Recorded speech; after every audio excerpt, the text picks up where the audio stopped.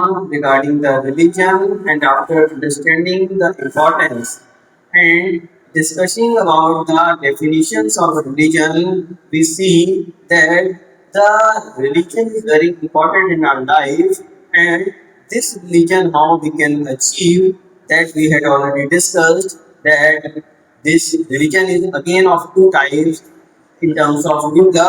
One is that provide us the material things, that is money, housing, clothing, etc. And the other one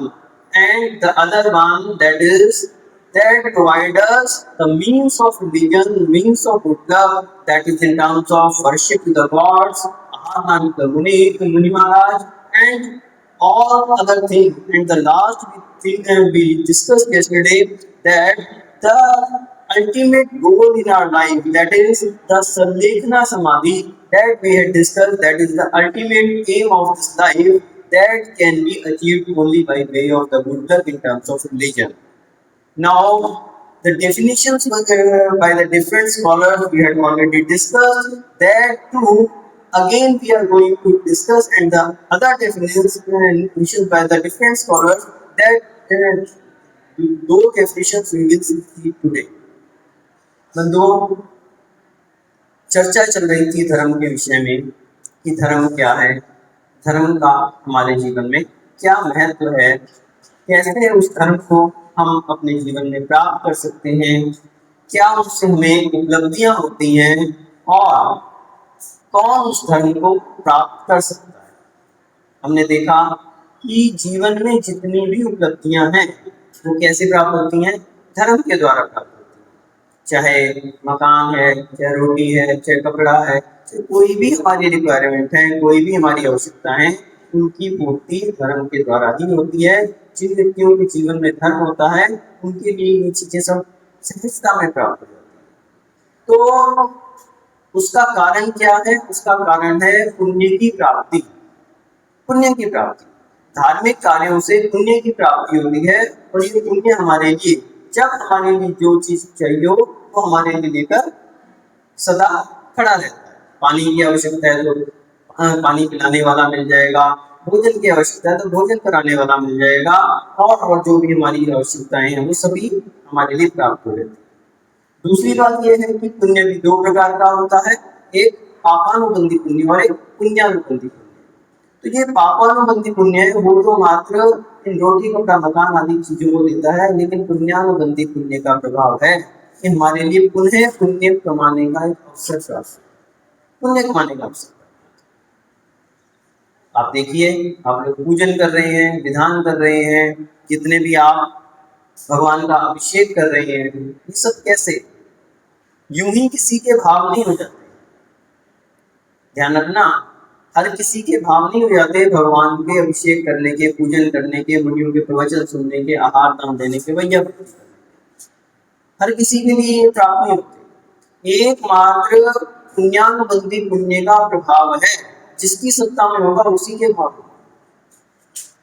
भाव होंगे कि हम सुबह से जाकर भगवान के पूजन कर दें, मुनियों के प्रवचन सुन लें, कहीं उनके लिए आहार दान दे दें, वैया वृत्ति में पहुंचे, दिन में कोई क्लास चलती है तो उस क्लास में जाकर अटेंड करें। ये एकमात्र पुण्यानुबंधी पुण्य जिसकी सत्ता में है, उसी के इस तरह के भाव हो सकते हैं। व्यक्ति इधर उधर तो समय खराब कर देगा। कुछ लोग तो इनकी मजबूरी रहती है, दुकान पे जाना है, नौकरी पे जाना है, नहीं आ सकते, लेकिन भावों में, और कुछ भाव ही नहीं होते उनके पुण्य कार्यों को करने के। बहुत सारे ऐसे लोग हैं बाहर दुकान पे बैठे गपशप करते रहे, 3 बजे से लेके 9 बजे तक लगातार 8-8, 10-10 लोग जो इकट्ठे बैठे रहे, लेकिन उनका भाव ये नहीं होगा कि बगल में मंदिर है, अपन मंदिर में भगवान के दर्शन कर लें, महाराज के प्रवचन सुन लें, क्लास चलती हो क्लास अटेंड कर लें, रात को भैया व्यक्ति पहुंचे, नहीं। क्यों? क्योंकि पुण्यानुबंधी पुण्य सत्ता में नहीं है। पापानुबंधी पुण्य तो हो सकता है जिसके कारण उसको भोग संपदाएं मिल रही है, स्त्री मिल रही है, बच्चे मिल रहे हैं, मकान दुकान सब कुछ मिल रहा है, संपन्नता दिख रही है, लेकिन ये सब क्या है? अल्पकालीन है। जब तक पुण्य सत्ता में है तब तक आप उसको खर्च कर रहे हैं, और एक दिन क्या होगा? उन्हीं भोगों में आसक्त होकर दुर्गति के पात्र बन जाए।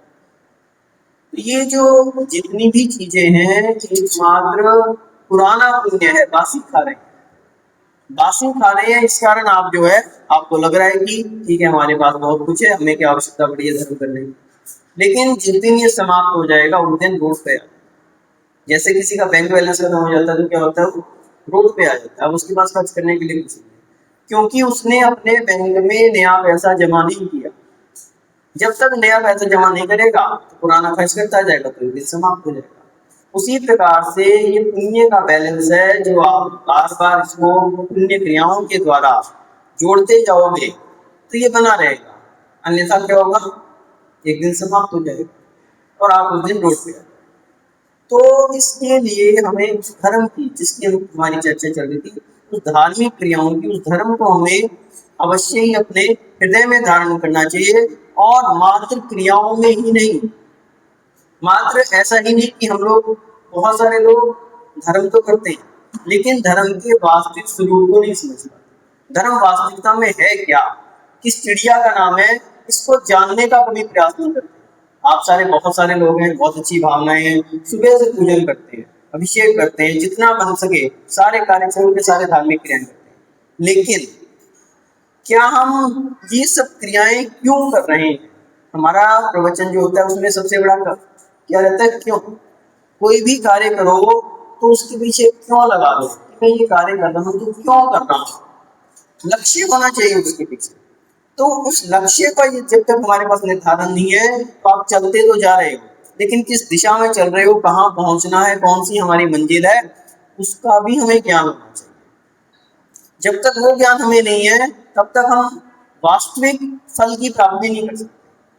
जब तक हमें अपने लक्ष्य की निर्धारण नहीं है, जैसे एक बालक होता है, एक स्टूडेंट होता है, वो पढ़ाई करता है, तो जब वो पढ़ाई करता है तो ऐसा नहीं कि कोई भी पुस्तक उठाई और उसको पढ़ना शुरू कर दिया। एक लक्ष्य निर्धारित होता है उसका कि हाँ मेरे को 5वीं क्लास की पढ़ाई करनी है, उसके पेपर देने, तो उसके पास एक सेट टारगेट होता है कि ये मेरा सिलेबस है, इसी कोर्स को मुझे अच्छे से रटना है, इसी कोर्स की मुझे अच्छे से तैयारी करनी है, और एग्जाम में इससे संबंधित जो है, पाठ्यक्रम से संबंधित जो है मेरे पास एग्जाम आएगा, उसमें मुझे अपीयर होना है और उसमें मुझे सफलता प्राप्त।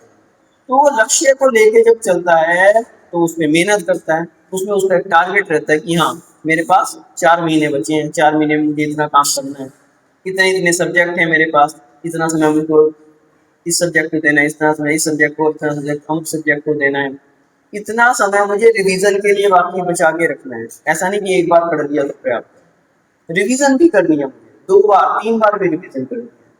उसके नोट्स बनाता है वो, क्यों, क्योंकि इतनी मोटी पुस्तकों को बार बार नहीं पढ़ सकता, तो शॉर्ट नोट्स बनाएगा, उसके कोई इंपॉर्टेंट चीजों पे निशान लगाएगा, कोई उसके शॉर्ट नोट्स बनाएगा, जिससे वो कम समय में दोबारा उस सारे कोर्स को रिवीजन कर सके, और फिर कहीं जाके वो उसका सारा का सारा अभ्यास करेगा, और फिर जाके वो परीक्षा में अपीयर होगा और अच्छा एग्जाम देके क्या होगा, अच्छी डिग्री भी प्राप्त कर लेगा।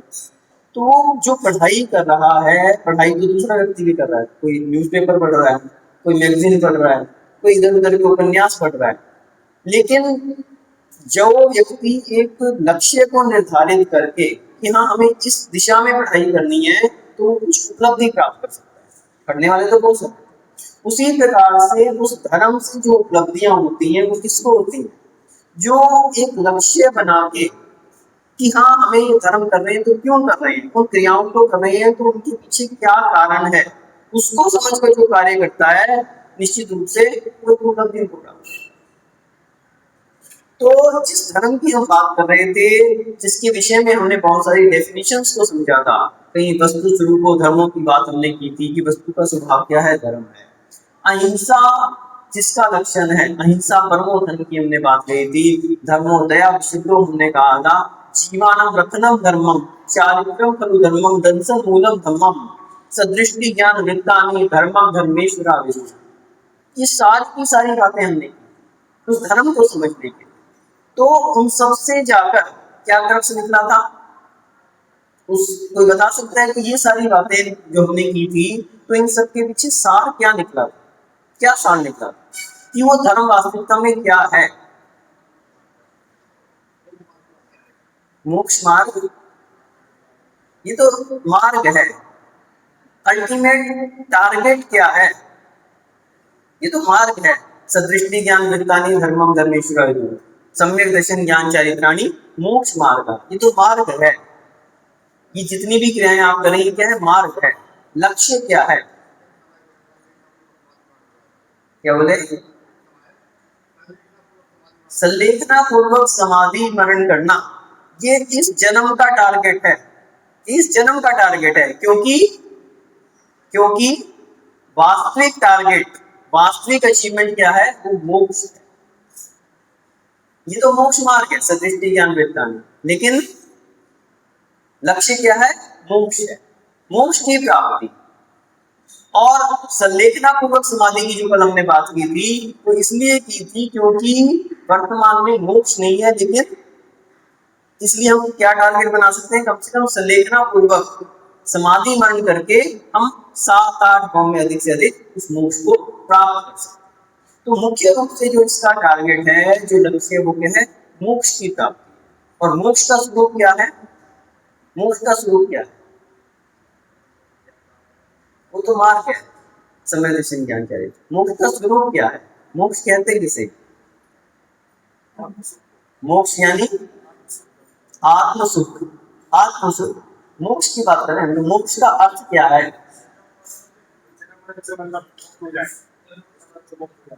मोक्ष यानी मुक्ति, छूटना, छूट जाना। अब किससे छूटना है? किससे छूटना है? किसी बीड़ी से आप बंधे हुए हो, उससे छूटना होगा। किसी रस्सी से आपको बांध के रखा हुआ हो, छूटना। किससे छूटना? जब आत्मा अनादि काल से इन 8 कर्मों से बंधी हुई है, इनसे छूट जाना, वो क्या है? मोक्ष। मोक्ष यानी मुक्ति। मुच्यते इति मोक्षः, छूटना, उन 8 कर्मों की जंजीरों को तोड़ देना। तो वो वास्तविक हमारा टारगेट है, वो हमारा वास्तविक लक्ष्य है। और उस लक्ष्य की प्राप्ति के लिए जो अवलंबन लिया जाता है, अवलंबन किसका लिया जाता है? एक टारगेट बनाया जाता है। किसको बनाया जाता है? उस आत्मा को टारगेट। अब आगे याद आपको, हमने जितनी भी डेफिनेशन धर्म की थी, वहां पे बात किसकी आई थी? उसी आत्मा की बात की। क्योंकि हमारा टारगेट उस आत्मा को कर्म रूपी बंधनों से छुड़वाना है, और नए बंधन ना बंधे, ऐसा अपन को विचार कर। तो हमारा लक्ष्य उस आत्मा की ओर है। जब हमने वस्तु स्वरूप धर्मों की बात की थी, तब भी उसकी आत्मा की बात की कि इस आत्मा का जो धर्म है वो क्या है? क्योंकि मैं एक आत्मा हूँ, तो मेरा क्या धर्म है? ज्ञान, दर्शन, अनंत वीर्य, अनंत सुख, ये मेरे धर्म है, उनको मुझे प्रकट करना है। जब हमने अहिंसा परमो धर्म की बात की थी, तब भी उसकी आत्मा की बात की थी कि जैसे मैं एक आत्मा हूँ, ऐसे प्रत्येक जीवात्मा, प्रत्येक जीव में एक आत्मा निवास करती है। जैसे मैं चाहता हूँ कि कोई भी मुझे ना सताए, कोई भी मुझे ना परेशान करे, कोई भी मेरे लिए बंधन में ना डाले, जो जो चीजें मैं चाहता हूँ वो भी अन्य जीव भी ऐसा ही चाहते। तो जब मैं दूसरे जीव में भी एक आत्मा का लक्ष्य देखता हूँ, तो मैं बात करता हूँ अहिंसा परमो धर्म, धर्मो दया विशुद्धो, जीवानम रखनम धर्मम। ये सब क्यों कह रहा हूं मैं? क्योंकि सामने वाले के अंदर भी मैं उस आत्मा को देखता। जब हम बात करते हैं दर्शन मूलम धर्मम, चारित्रम खलु धर्मम, सदृष्टि ज्ञान वृत्तानि धर्मम धर्मेश्वर, जितनी भी ये डेफिनेशंस है, ये सब क्या कर रही हैं? उसी मोक्ष मार्ग की ओर इंडिकेट कर रही है कि संवेदन ज्ञान चारित्र क्या है? कि मोक्ष मार्ग है। उस आत्मा को यदि आप कर्मों से छुड़ाना चाहते हैं, तो सच्ची श्रद्धा आपको अपने अंदर लानी पड़ेगी, अवलंबन लेना पड़ेगा। किसका? देव शास्त्र का, व्यवहार में। ये क्या है? व्यवहार में है देव शास्त्र अवलंबन, लेकिन निश्चय रूप से क्या है? किसका अवलंबन लेना पड़ेगा? उसी आत्मा का लेना। तो जब हम भेद विज्ञान की बात करते हैं, भेद रत्नत्रय की बात करते हैं, सदृष्टि ज्ञान वृत्तानि धर्मम धर्मेश्वर की बात करते हैं, सम्यक दर्शन, सम्यक ज्ञान, सम्यक चारित्र की बात करते हैं, तो व्यवहार में भेद रत्नत्रय में तो सम्यक दर्शन अलग, सम्यक ज्ञान अलग, सम्यक चारित्र अलग अलग है। लेकिन निश्चय रूप से निश्चय रत्नत्रय यदि कोई है तो वो एक ही है। चाहे सम्यक निश्चय चारित्र कह लो, चाहे निश्चय दर्शन कह लो, और निश्चय सम्यक ज्ञान कह लो, एक ही है, क्योंकि तीनों में ही उसी आत्मा का ही अवलंबन किया जाता है। निश्चय हमने बताया था कि निश्चय दर्शन क्या है, उस आत्मा में परिणति, उस आत्मा में दृढ़ श्रद्धा होना क्या है, निश्चय सम्यक दर्शन है। उसी के गुणों का ज्ञान होना, उसके स्वरूप का ज्ञान होना निश्चय सम्यक ज्ञान है, और उस आत्मा का ही अवलंबन लेकर उसी के अंदर आचरण करना, उसी के गुणों में अनुरक्त रहना, उसी का चिंतन चलते रहना, हर समय उसी में डूबे रहना, वो क्या है, निश्चय चारित्र। ये अभेद रत्नत्र है, भेद नहीं हो सकता कि सम्यक दर्शन हो गया या सम्यक चारित्र हो गया, एक हो गया यानी तीनों। तो मुख्य रूप से हमें उसी आत्मा का अवलंबन लेना है, और हमने बताया कि जब हम उस आत्मा का अवलंबन लेते हैं, जैसा हम अपने लिए चाहते हैं वैसा औरों के लिए भी चाहते हैं। आचार्य शिवचंद्र महाराज हुए, उन्होंने भी धर्म की यही परिभाषा और सबसे हट की यही परिभाषा, उन्होंने क्या कहा कि जो जो आप अपने लिए चाहते हो वो दूसरे के लिए भी मत, जो जो आप अपने लिए खराब समझते हो दूसरे के लिए भी वैसा मत करो, स्वप्न में भी वैसा मत करो। यही वास्तविक धर्म का लक्ष्य है। आचार्य शिवचंद्र महाराज ने ज्ञानानंद ग्रंथ लिखा, और एक ऐसा यूनिक ग्रंथ है जिसमें बहुत सारी विधाएं, जिसने ज्ञानानंद ग्रंथ को पढ़ लिया बहुत सारी चीजों का ज्ञान हो जाता है। स्वर विज्ञान का उसमें वर्णन है, कहीं बहुत सारे रोगों का उपचार करने का उसमें वर्णन है, बहुत सारी उसमें विधाएं दी, एक अलग ही ग्रंथ है ज्ञानानंद। ज्ञानानंद ग्रंथ में 168 नंबर अध्याय में 221 नंबर श्लोक में आचार्य जी कहते हैं,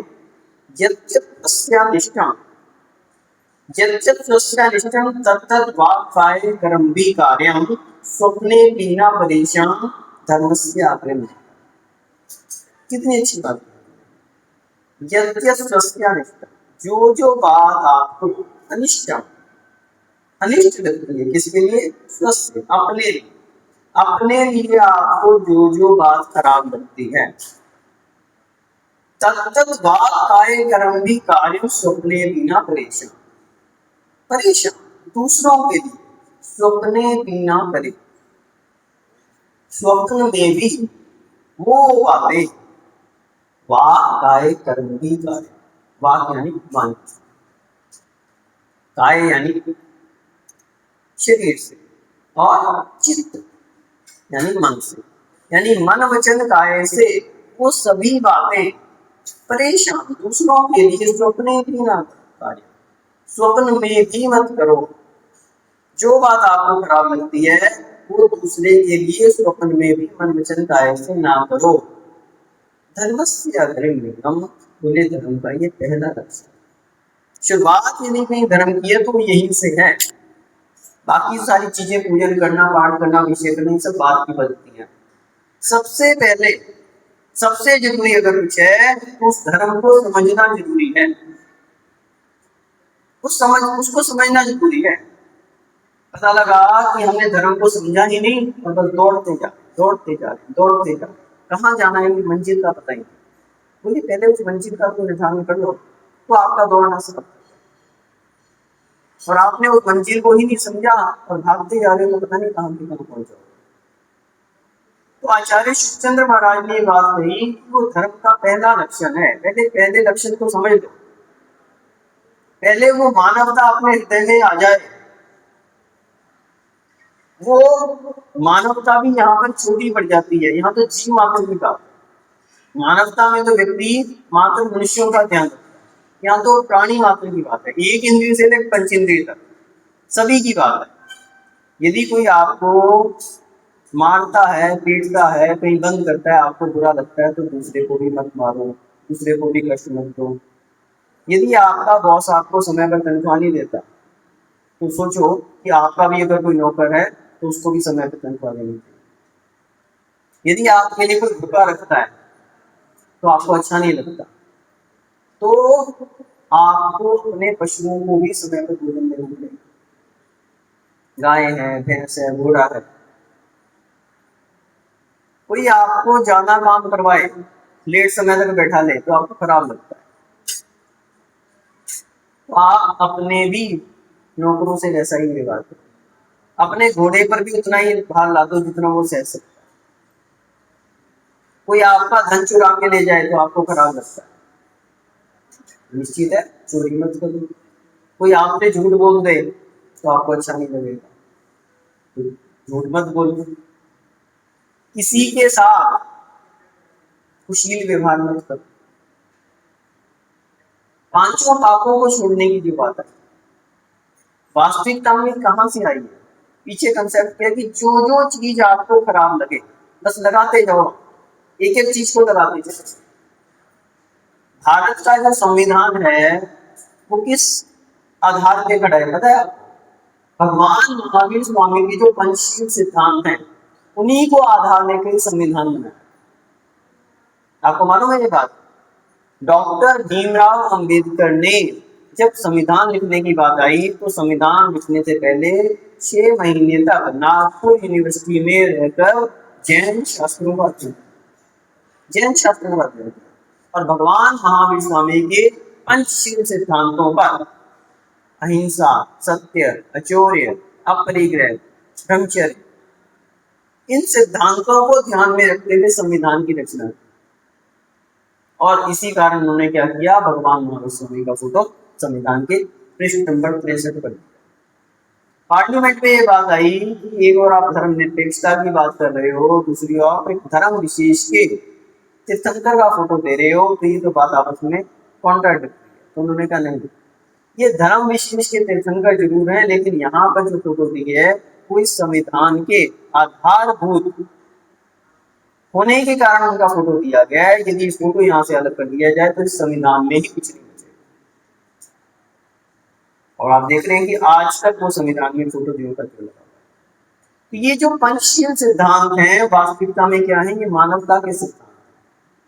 जिस मानवता की बात आचार्य गुरुचंद्र महाराज ज्ञानगण और गणित में कर रहे हैं वही मानवता की बात भगवान महावीर स्वामी ने कही है, और उसी मानवता की बात लेकर संविधान की रचना। आप देखो एक एक करके। हमारे पास एक बच्ची आई थी, वो बोली कि पीएचडी करती है, और मेरे को कोई आप ऐसा सजेस्ट करो कि पॉलिटिकल साइंस में शायद वो जाए। तो हमने उसको कहा कि आप एक काम करो, संविधान की धाराएं निकालो और उनको जैन धर्म से मैच करके देखो। तो बोले समझ नहीं आया कैसे? मैंने कहा बताया थे। आप देखो हमारे यहाँ अपरिग्रह का सिद्धांत है, अथवा श्रावकों के लिए क्या कहा? परिग्रह परिमाण व्रत। मुनियों के लिए अपरिग्रह व्रत और श्रावकों के लिए परिग्रह प्रमाण व्रत। तो जब हम देखते हैं कि अपरिग्रह अथवा परिग्रह परिमाण के पीछे क्या है कि जितनी आपकी आवश्यकता है उतना ही संचय करो, उससे अधिक संचय मत करो। आपके पास ज्यादा पैसा आ गया, कमाई ज्यादा होगी, दान दो, ठीक है ना? दूसरे की भी व्यवस्था बना सकते हो। आपके पास आवश्यकता से अधिक धन है, आप उसका सदुपयोग करो। गरीबों को रोटी खिलाओ, किसी के लिए पानी पिलाओ, किसी के लिए और सुविधाएं उपलब्ध कराओ। तो हमारी सरकार भी तो यही कर रही है। हमारे यहाँ जो टैक्सेशन सिस्टम है वो क्या है? वो वास्तविकता में उसी परिग्रह प्रमाणों के ऊपर आधारित है। जिसके पास पैसा ज्यादा है उससे वो टैक्स के रूप में कलेक्ट करती है, और सरकार क्या करती है उसको जो है जो गरीब लोग हैं उनकी व्यवस्थाओं में खर्च करती है। कहीं आवास योजना बनाएगी, कहीं सड़कें बनवाएंगी, कहीं और भी इंफ्रास्ट्रक्चर की स्थापना करती है, रोजगार योजनाएं निकालती है। ये सब क्या है कि जिसके पास अधिक है वहां से इकट्ठा करके उसको जिनके लिए आवश्यक है उसको प्रोवाइड करना। आप देखो यातायात के नियम, यातायात के नियम क्या कहते हैं कि भैया जब भी सड़क क्रॉस करो तो दाएं बाएं देखो। हमारे यहाँ दिव्या स्मृति का सिद्धांत है, वहां पर तो सूक्ष्म रूप में, वहां पर स्थूल रूप में लिया। यहाँ तो कहते हैं चींटी भी निकल रही है तो नीचे देख के चलो, कहीं उसको भी काटना होगा। उतना सूक्ष्म रूप में न लेके सिद्धांत क्या ले लिया कि हाँ जब भी आप निकलो दाएं बाएं देख के रखो, अपनी भी सुरक्षा और दूसरे की भी सुरक्षा। तो ये यातायात के नियम क्यों बनाए गए? Red light, green light, yellow light, ये सब क्यों है? ये दूसरा निकल रहा है तो आप रुक जाओ, और जब आप निकल रहे हैं तो दूसरा रुक जाए। तो वही हमारी मीडिया समिति, नीचे देखो, कोई चींटी भी अगर निकल रही है तो यहाँ तो प्राणी मात्र की रक्षा की बात है, चींटी भी अगर निकल रही है तो कहीं उसके ऊपर आपका पैर ना आए। इसलिए मुनियों की तो ईर्ष्या समिति होती है, लेकिन श्रावकों को भी नीचे देख के चलना चाहिए। और जब नीचे देख के चलते हो तो उससे आपको कहीं कांटा लगने से भी बच जाते हो, आप कहीं कांच लगने से भी। नीचे देखत तीन गुण, नीचे देखत तीन गुण, कोई वस्तु मिल जाए, कोई वस्तु मिल जाए। आपका कोई भी चीज खो गई हो, हमारे विख्यात जी का कोई हीरा खो जाए बाई चांस, और वो नीचे देख के चले तो क्या होगा? दिखाई पड़ जाएगा। कोई माणिक्य रत्नों के तो ज्वेलर, कोई भी मोती वगैरह खो जाए, नीचे देख के चलोगे तो क्या होगा? वो मिल जाएगा। कोई वस्तु मिल जाए, कांटा लगने से बचे, कांटा है, कांच है, कोई भी तो लगने से बच जाएगा, और जीव दया कर जाए। तो नीचे देखकर तीन गुण, कोई वस्तु मिल जाए, कांटा लगने से बचे और जीव दया कर जाए। तो नीचे देखने से तीन फायदे होते हैं। एक तो कोई वस्तु खो गई है तो मिल जाएगी, किसी को कांच है, कांटा है, और भी कोई लुकीली चीज है, कोई भी है, उस पे पैर पड़ने से बच जाएगा। और तीसरी बात है, जीवों की रक्षा हो जाएगी। कोई भी चींटा है, चींटी है, कोई भी जीव है छोटा, तो वो आपके पैर के नीचे आने से बच जाएगा। अहिंसा धर्म का हमारे पालन हो जाएगा। तो वास्तविकता में जब हम धर्म की बात करते हैं तो सबसे पहले उसके स्वरूप को समझना आवश्यक है। जितनी भी परिभाषाएं हमने बताई ना, सब उसी स्वरूप की तरफ ध्यान दे रही है, उसी आत्मा की तरफ इंगित कर रही है। जैसे मैं एक आत्मा हूँ, प्रत्येक जीव एक आत्मा है, इसलिए कभी किसी को मत सताओ, कभी किसी को मत मारो, कभी किसी के साथ धोखाधड़ी मत करो, कभी किसी के साथ बुरा व्यवहार मत करो, झूठ मत बोलो, चोरी मत करो। ये सब उसके रास्ते हैं, ये सब रास्ते हैं।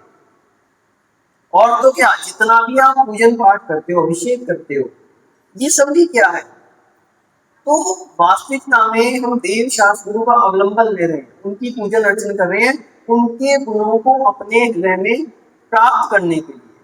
आप भगवान की पूजन करते हो, मुनियों को नमोस्तु करते हो, क्यों करते हो? वंदे तद्गुण लब्धिये। किस लिए करते हो? वंदे तद्गुण लब्धिये। उनके गुण हमारे अंदर आ जाएं, इसलिए आप नमस्कार कर रहे हो, इसलिए आप उनकी पूजन कर रहे हो। क्यों कर रहे हो? ताकि जो सम्यक दर्शन, ज्ञान, चारित्र उन्होंने धारण किया है, वो भी हमारे अंदर भी आ जाए। जिस प्रकार से वो निज आत्मा की साधना में संलग्न है। कुल मिला के पॉइंट वही आता है, उसी आत्मा की मेन पॉइंट आपको वही अपनी आत्मा ही दिखेगी। मैं एक आत्मा हूँ, और ये सभी जितने भी लोग हैं, इन सब क्या है, उनमें भी वही आत्मा विद्यमान है। ये भाव जिसके अंदर आ जाता है तो धर्म को हर जगह से, धर्म कोई पूजा पद्धतियों का नाम धर्म नहीं है। थाली के चावल एक थाली से दूसरी थाली में ट्रांसफर करने का नाम धर्म नहीं। अगर थाली के चावल एक से दूसरी में अलग करने से पुण्य की प्राप्ति हो, तो मान लीजिए ना, आपका सबसे ज्यादा पुण्यशाली सारी थालियों में चावल तो वही लेके जाता, वो सबसे ज्यादा पुण्यशाली। लेकिन उसके साथ वो भाव भी आने चाहिए कि किन भावों से मैं वो अर्घ चढ़ा रहा हूँ। जल अर्पण कर रहा हूँ तो किस लिए कर रहा हूँ? जन्म जरा मृत्यु विनाशनाय जन्म निर्वकामिति। अरे वो जन्म जरा मृत्यु का जो रोग मेरे को इतने समय से लगा हुआ है, आज तक छूट नहीं पा रहा हूँ, उस आत्मा को मैं प्रकट नहीं कर पा रहा हूँ। बार बार जन्म लेता हूँ, बार बार मृत्यु को प्राप्त हो रहा हूँ, लेकिन इस आत्मा के गुरु को मैं प्रकट नहीं कर पा रहा हूँ। उस जन्म जरा मृत्यु रोग से मैं छूट, इसलिए जल चढ़ा रहा हूँ। संसार ताप विनाशनाय जन्म निर्वकामिति स्वा। अनादिकाल से इस संसार में घूमता जा रहा हूँ, लेकिन इस ताप से मैं जल चुका हूँ, वो ताप समाप्त हो संसार का, और पंचम गति की मोक्ष की मुझे प्राप्ति हो, निज आत्मा से उन कर्मों को समाप्त। संसार क्या है वास्तविकता? संसार किसे कहते हैं? विख्यात चीज, संसार किसे कहते हैं? ये सब जो दिख रहा है सब संसार ही है। कहीं चाइना, कहीं इंडिया, कहीं पाकिस्तान, कहीं मलेशिया, कहीं अमेरिका, ये संसार। तो ध्यान रखिए, ये जो दिख रहा है ये तो भौतिक संसार है, भौतिक लोक है। वास्तविकता में संसार का अर्थ क्या है?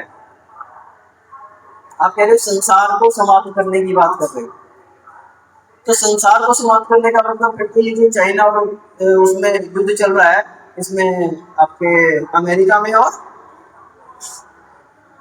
इजराइल में और इसमें इराक में और अमेरिका में जो युद्ध चल रहा है, संसार को समाप्त कर ही रहे हैं।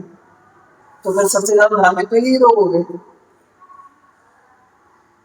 संसार का ही तो समाप्त करना है ना, उसी को काम हम कर रहे हैं, वो लोग कर ही रहे हैं संसार को समाप्त कर रहे हैं।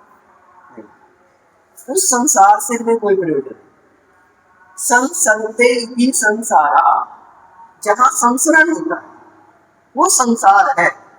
ये राग, द्वेष, मोह, काम, ये मेरा संसार है। रिश्तेदार मेरा संसार नहीं है, रिश्तेदारों के प्रति मोह भाव मेरा संसार है।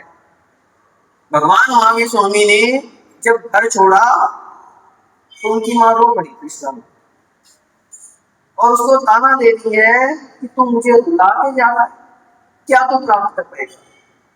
तू तो करुणा की बात कर रहा है, सबसे पहले तो तू मुझको रुला रहा है। तो भगवान महावीर स्वामी क्या कहते, हे माँ, आज तक अनंतों माओं को मैंने रुलाया, जब जब मेरी मृत्यु तो मेरी माएँ रोई है, अब मैं ऐसा पुरुषार्थ करूंगा कि दोबारा जन्म ही नहीं दूंगा, किसी माँ को आशीर्वाद नहीं दूंगा। तो जो संसार है वास्तविकता में वो रिश्ते नहीं है, वो मोह माया है।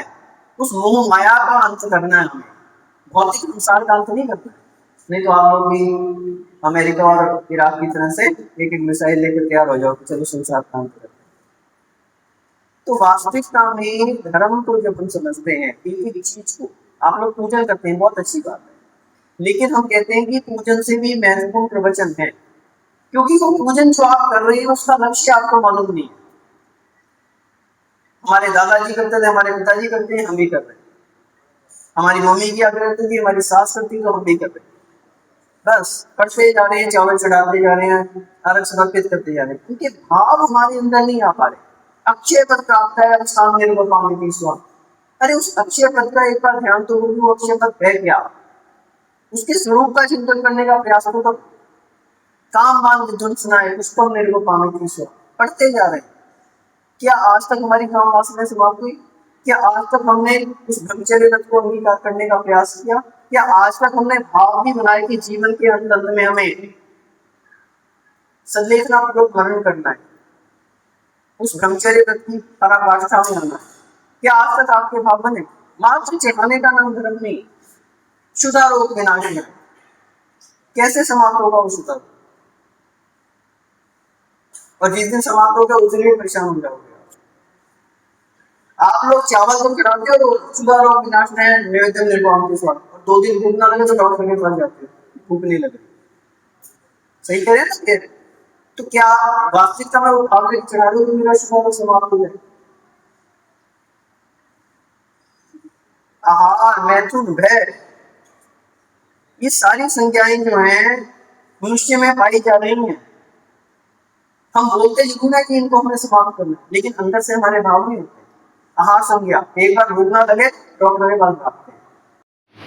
मैथुन संज्ञा अनादिकाल से चल रही है, शक्तिवर्धक दवाइयां खा रहे हैं लोग, पुत्र की प्राप्ति ना हो तो मन्नतें मांग रहे हैं कि पुत्र की प्राप्ति हो। मैथुन संज्ञा, तो ये वास्तविकता में उसके अंदर भी हमें झांकना पड़ेगा। जो कार्य हम करते जा रहे हैं उन क्रियाओं में तो हम डूबते जा रहे हैं, लेकिन उनके भावों के अंदर नहीं जा पा रहे। एक एक चीज का हमें अर्थ में डूबना पड़ेगा। मोहांधकार विनाशनाय दीपम निर्वापम। आज तक आपके मोहांधकार का नाश हुआ क्या?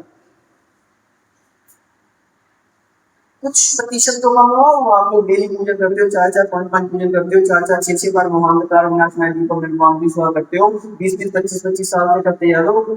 1%, 2%, 3% आपका मोह कब हुआ क्या?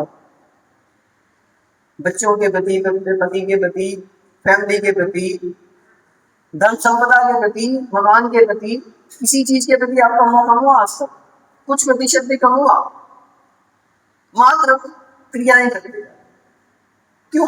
क्योंकि हमने उसके भावों को जानने का प्रयास नहीं किया, मात्र क्रियाओं में लगे, मुखान बता दिया। और क्या करते आप? अष्ट कर्म दहनाए तू कौन मेरे, 8 को छोड़ो, एक भी कर्म समाप्त हुआ? 148 प्रकृतियों में से एक भी प्रकृति समाप्त हुई? कैसे समझ? क्रिया करने का नाम धर्म नहीं है, उसके अंदर ढूंढने का। एक एक लगाते ही मोक्ष फल प्राप्त है, फलम निर्भर, मोक्ष फल की प्राप्ति की बात करते। अरे मोक्ष मार्ग पे भी आप एक कदम आगे बढ़े क्या? कैसे प्राप्त होगा वो मोक्ष फल? चारित्र को धारणा करना पड़ेगा। हमने कल भी बताया था कि सदृष्टि ज्ञान विज्ञान धर्मम धर्मेश्वर। मोक्ष मार्ग क्या है? सम्यक दर्शन ज्ञान चारित्राणि। जब तक उस श्रद्धा को आपने उत्पन्न नहीं किया, ध्यान रख लेना, कभी भूल में नहीं रह जाता कि हम सम्यक दृष्टि, हम सम्यक दृष्टि, हम तो मंदिर आते हैं, हम तो भगवान की पूजन करते हैं, हम तो अभिषेक करते हैं, हम सम्यक दृष्टि। ये चीज अपने ऊपर मत लगा लेना। जब तक चारित्र को धारण करने की भावना आपके अंदर नहीं है, तब तक आप सम्यक दृष्टि भी नहीं। सम्यक दृष्टि वही है जो चारित्र को धारण करने की भावना रख रहा है लेकिन कर नहीं पा रहा, वो सम्यक दृष्टि हो सकता है। और कोई ये सोचे कि हम तो पूजन पाठ करते हैं और अंत तक यही करते रहेंगे, हम सम्यक दृष्टि है। कौन मुनि बने, कौन मालिका बने, समाज के ऊपर डिपेंडेंट हो जाएंगे, मांगते भी रहेंगे। जिसके अंदर इस तरह के भाव आ जाए, सम्यक दृष्टि भी नहीं। चारित्र को धारण करने की भावना, देश चारित्र तो कम से कम धारण करना चाहिए, कम से कम अनुगतों को धारण करना चाहिए। 2 प्रतिमा के व्रत भी धारण करने तो प्रति हो जाओगे, और व्रति की एक ही गति होती है, देव आयु का बंद करता है, और इस आयु का यदि किसी ने बंद कर लिया वो देश चारित्र को भी धारण नहीं कर सकता। असंख्यात पुण्य निर्ग्रह, जितना आप पुण्य क्रियाएं कर रहे हो उसका असंख्यात हो सकता है। तो इस प्रकार से तन्नो समय आपका हो रहा है। उस धर्म के विषय में हम कहेंगे कि जो धर्म है मात्र सुनने सुनाने का नहीं है, मात्र क्रियाएं ही धर्म नहीं है, उसके अंदर उसके स्वरूप को भी हमें डूबना पड़ेगा। और जब तक हम नहीं डूबेंगे ऊपरी क्रियाओं से कभी हमें धर्म की प्राप्ति होने वाली नहीं है। ये जब भी आप मंदिर आए, जब कभी भी अवसर मिल जाए, ये विवेक भी हमारे अंदर होना चाहिए किस समय कौन सा कार्य, मात्र क्रियाओं में ही नहीं लगे रहना चाहिए। विवेक पूर्वक जो क्रिया है वो फलदायी। प्रवचन का समय है, उस समय बाकी कामों को विराम देना चाहिए। हम आगे पीछे भी कर सकते हैं, 10 मिनट पहले आ सकते हैं, 10 मिनट बाद में जा सकते हैं, लेकिन उस समय जो बात बताई जा रही है वो आपके हृदय को खोल सकती है, आपकी उन क्रियाओं को सार्थक कर सकती है।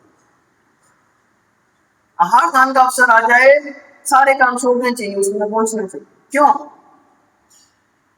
जो पुण्य आपको आहार दान से प्राप्त हो सकता है वो बाकी क्रियाओं से नहीं प्राप्त। एक ग्रास हाथ में, मुनि के हाथ में देने से आचार्य महावीर की महाराज कहते हैं मोक्ष मिलता है, पाव और आटे से मोक्ष मिलता है। एक ग्रास आपने मुनि के हाथ में दे दिया, वो भूमि की प्राप्ति, कितना बड़ा पुण्य फल। वही वित्ती करना है, कहीं आपके लिए क्लासों में भाग लेना है, कितने भी कार्य ये रोज मिलने वाले हैं। इसलिए धर्म की वास्तविक स्वरूप को समझें और उसके भावों में जाकर फिर क्रियाएं करेंगे तो निश्चित रूप से आपको धर्म का असली फल प्राप्त हो सकता है। आप भी धर्म के फल को प्राप्त करके एक दिन मोक्ष फल को भी प्राप्त कर सकें। इस भावना से जब परम पूज्य गणाचार्य को 108 विराट सागर की